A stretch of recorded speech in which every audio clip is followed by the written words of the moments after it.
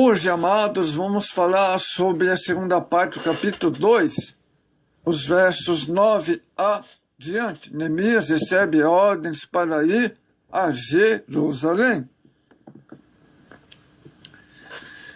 Neemias partiu de Suzã aproximadamente em 445 a.C., imbuído de uma missão: restaurar os muros de Jerusalém. A legalidade de sua viagem era aprovada por meio das cartas. Capítulo 2, verso 7.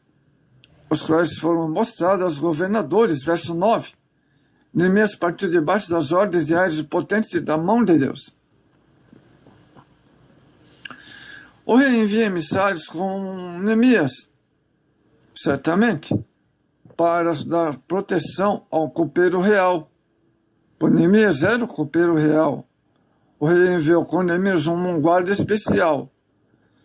Verso 9. Isso demonstra, amados, o respeito que o rei tinha por Neemias, embora a necessidade de proteção diante dos inimigos da obra de Deus. A vigilância nesses casos é fundamental. 1 Tessalonicenses 5, verso 6. Durante a viagem de Neemias de Suzã a Jerusalém, ele foi acompanhado por um grupo de soldados que asseguravam sua proteção e aumentava seu prestígio quando apresentava suas credenciais reais às autoridades das fronteiras. Com tanta probabilidade, ele viajou de Suzã à Babilônia, depois tomou o caminho mais curto através de Tadmori até Damasco. Uma viagem de uns 2 meses. Vou repetir, uma viagem de 2 meses. De Damasco ele seguia ao Vale do Jordão, ao passo oposto de Jericó. Então tomou a estrada principal até Jerusalém. Os inimigos da obra não se agradam de Neemias, verso 10. Ao chegar a Jerusalém, ao saberem, melhor dizendo, da chegada de Neemias a Jerusalém, os inimigos se levantaram, verso 10. Então, já começou a fazer a obra de Deus, os inimigos já se levantaram contra Neemias. A falsidade, a hipocrisia, a inveja, a mentira, a calúnia, a difamação, começou mais adiante a levantar-se contra Neemias. Em todo o tempo, a obra de Deus terá inimigos. 1 Coríntios 16, 9. A oposição de Neemias centralizava-se em Sembalate, governador da província de Samaria. Ele é chamado de Horonita e é provavelmente um dos Bet-Horon, casa do deus Horon, Josué 16. Descendente de um grupo misto que colonizou Samaria após a conquista da Síria, segundo Reis 17. Seu sócio era um amonita chamado Tobias, que era de uma família antiga e famosa, que reinava em Amon por muitas gerações. Verso 19, o nome Gesem também entra na lista. Este era um árabe aliado de Sembalate, grande adversário dos judeus.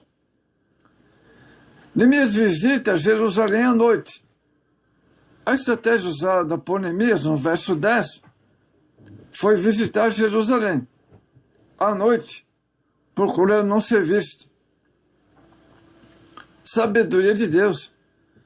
Diante das circunstâncias adversas, revelar um plano poria tudo a perder. Amós 5,13. O crente deve sempre estar vigilante. 1 Coríntios 16, 13. Amados, vamos ver agora a habilidade de Neemias para reconstruir Jerusalém. Estando em Jerusalém, descansado da viagem, verso 11, Neemias empreendeu uma viagem, uma visita, melhor dizendo, certamente para confirmar o que havia ouvido anteriormente no capítulo 1 e o verso 3. Pois a realidade estava diante de seus olhos, tudo era ruínas, verso 13 ao verso 15.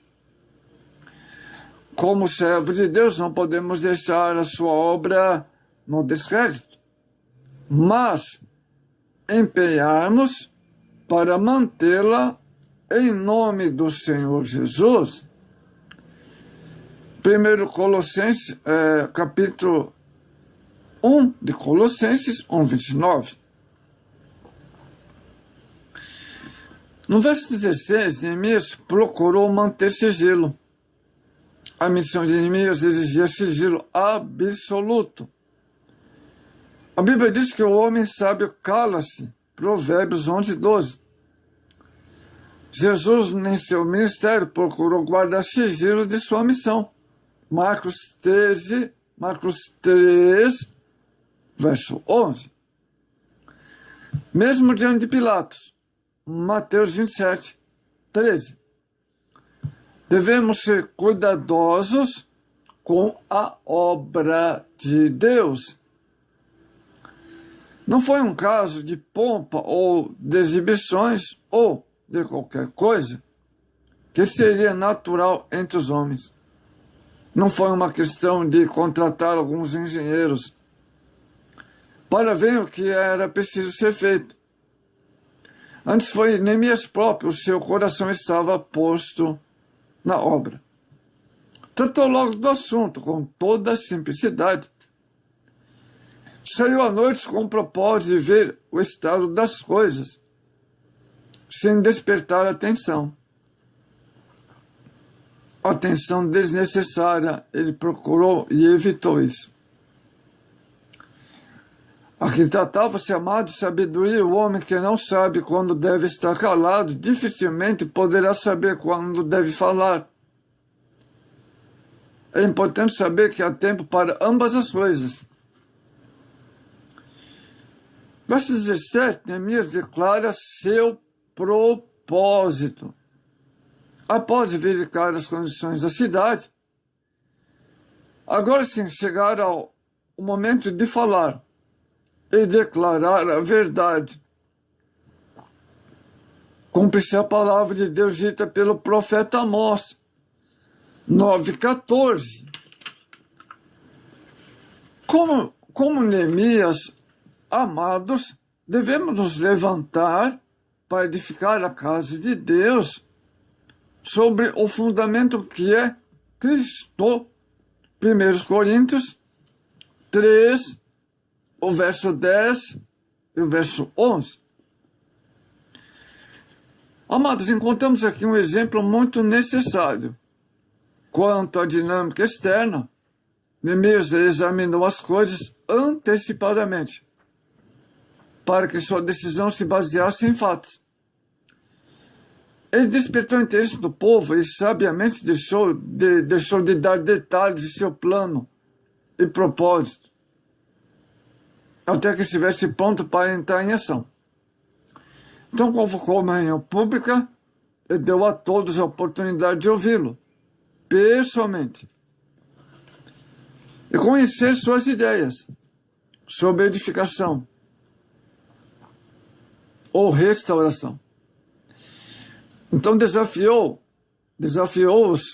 com a obra a ser feita, motivou-os para a realização da tarefa, encorajá-los com a segurança do sucesso.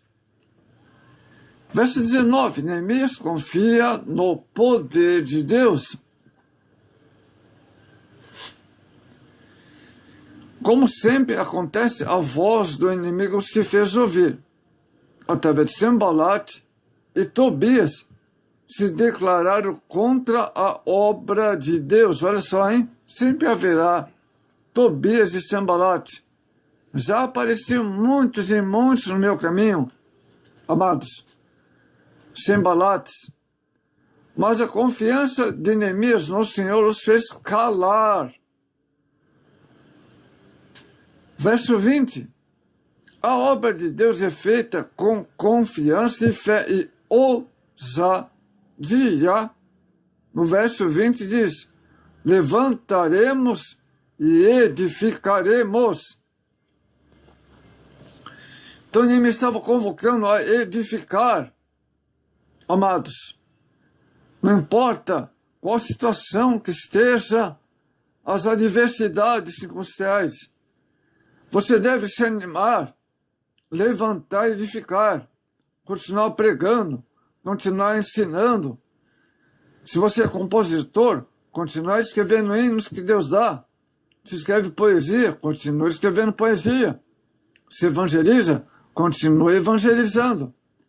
Se você escreve livros, continue escrevendo livros. Se você é professor da escola dominical, continue ensinando, mesmo que haja situações contrárias. Se você estuda a palavra, continue estudando a palavra, fazendo seus cursos bíblicos, teológicos.